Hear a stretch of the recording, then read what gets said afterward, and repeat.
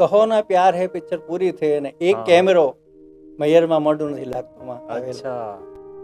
અને ડિજિટલ યુગ તો ત્યારે નહોતો અને કોડેક નેગેટિવમાં શૂટ થતું. એક ડબ્બો 400 રૂપિયાનો આવતો અને એમાં ફક્ત 400 ફૂટ ખાલી નેગેટિવ હોય અને 20,000 એની કોસ્ટ હતી. એક રીટેક થાય એટલે 20,000 નો તમને ફટકો લાગે. એવા 200 ટીન આપણે વાપર્યા હતા.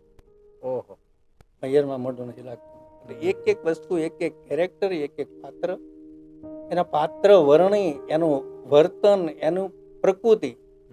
તમે જુઓ, એક ઘરમાં આપણે ફેમિલીમાં 7 જણા હોય તો 7ની પ્રકૃતિ અલગ અલગ હોય. એક શાંત હોય, કોઈ મીંઢું હોય, કોઈને જલ્દી ગુસ્સો આવી જતો હોય.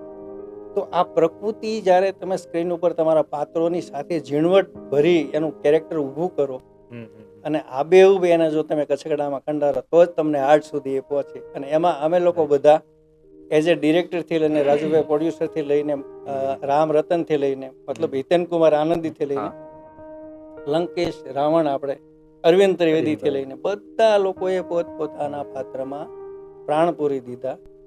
અને પ્રાણ પૂરી દીધા એ સ્ક્રીનમાંથી દેખાય તમને કાયદેસર એટલા માટે કે સ્ટારડમ છે ને, લોકો સ્ટારડમ ભૂલીને મારા સેટમાંથી બધા આવ્યા. 25 કલાકારો નામવાળા.